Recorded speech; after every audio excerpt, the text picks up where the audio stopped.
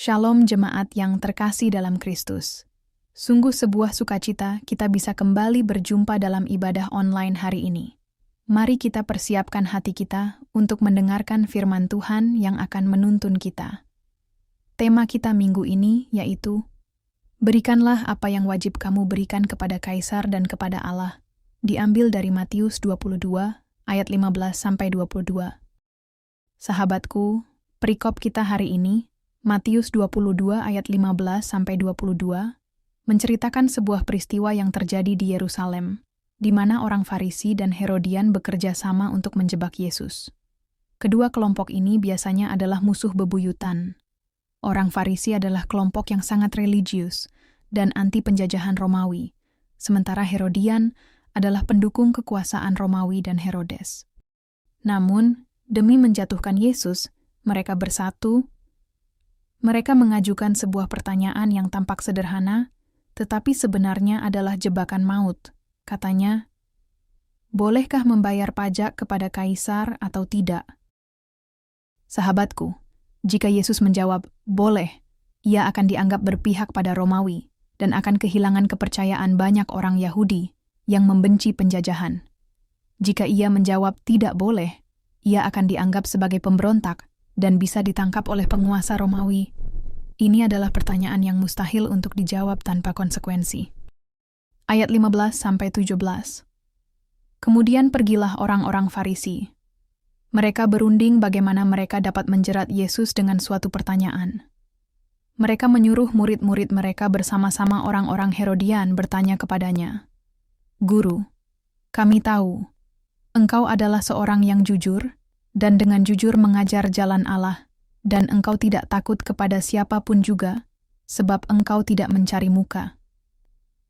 Katakanlah kepada kami pendapatmu, apakah diperbolehkan membayar pajak kepada Kaisar atau tidak?"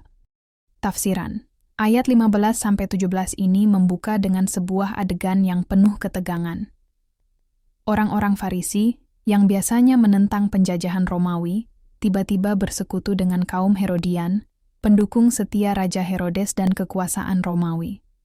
Persekutuan yang tidak biasa ini menunjukkan betapa besar kebencian mereka terhadap Yesus. Mereka tidak peduli dengan perbedaan politik mereka. Satu-satunya tujuan mereka adalah menjebak Yesus dengan pertanyaan yang mustahil untuk dijawab.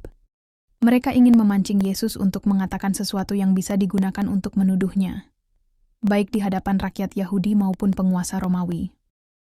Mereka memulai dengan kata-kata manis, memuji Yesus sebagai guru yang jujur dan tidak memihak. Katanya, "Guru, kami tahu engkau adalah seorang yang jujur dan dengan jujur mengajar jalan Allah dan engkau tidak takut kepada siapapun sebab engkau tidak mencari muka." Tentu saja, pujian ini hanyalah bumbu untuk jebakan mereka. Setelah pujian yang menipu itu, mereka melontarkan pertanyaan utama yang menjadi inti dari rencana jahat mereka. Katakanlah kepada kami pendapatmu. Bolehkah membayar pajak kepada Kaisar atau tidak? Pertanyaan ini adalah jebakan yang cerdas dan kejam. Jika Yesus menjawab boleh, ia akan dianggap sebagai pengkhianat bangsa Yahudi yang sangat membenci pajak Romawi. Jika ia menjawab tidak boleh, ia akan langsung dianggap sebagai pemberontak yang menentang kekuasaan Kaisar, dan Romawi akan segera menangkapnya. Mereka yakin, tidak peduli jawaban apapun yang Yesus berikan, ia pasti akan jatuh ke dalam perangkap mereka. Ayat 18-19. Tetapi Yesus mengetahui kejahatan hati mereka itu, lalu berkata, "Mengapa kamu mencobai aku, hai orang-orang munafik? Tunjukkanlah kepadaku mata uang untuk pajak itu." Mereka membawa suatu dinar kepadanya. Tafsiran. Yesus, yang mengetahui niat jahat mereka, dia tidak langsung menjawab pertanyaan jebakan itu. Dengan hikmatnya, ia justru menunjukkan kemunafikan mereka. Yesus memanggil mereka, "Hai orang-orang munafik," dan menantang mereka, "Mengapa kamu mencobai aku?" Alih-alih terperosok ke dalam jebakan, Yesus justru membalikkan situasi dan menyingkap motif tersembunyi di balik pertanyaan mereka. Ia meminta mereka menunjukkan mata uang yang biasa dipakai untuk membayar pajak. Mereka pun membawa sebuah keping dinar. Mata uang ini bukan sekadar uang logam, tetapi juga simbol kekuasaan Romawi. Pada dinar itu terukir gambar Kaisar Tiberius dan tulisan yang menyatakannya sebagai anak ilahi dan imam besar. Dengan meminta mereka menunjukkan koin itu, Yesus secara halus memaksa mereka mengakui bahwa mereka sendiri menggunakan dan menerima mata uang kekuasaan yang mereka benci. Ini adalah bukti nyata kemunafikan mereka. Ayat 20-22. Maka ia bertanya kepada mereka, "Gambar dan tulisan siapakah ini?" Jawab mereka, "Gambar dan tulisan Kaisar." Lalu kata Yesus kepada mereka, "Berikanlah kepada Kaisar apa yang wajib kamu berikan kepada Kaisar, dan kepada Allah apa yang wajib kamu berikan kepada Allah." Mendengar itu, heranlah mereka dan meninggalkan Yesus lalu pergi. Tafsiran. Setelah mereka menunjukkan dinar itu, Yesus melanjutkan dengan pertanyaan yang sederhana, namun sangat mendalam. Gambar dan tulisan siapakah ini? Jawabannya sudah jelas dan ada di depan mata mereka. Gambar Kaisar. Dengan jawaban ini, Yesus menunjukkan bahwa mereka sendiri mengakui kepemilikan dan otoritas Kaisar atas mata uang tersebut. Koin itu dicetak dan diedarkan oleh Kaisar. Wajar jika ia berhak atasnya.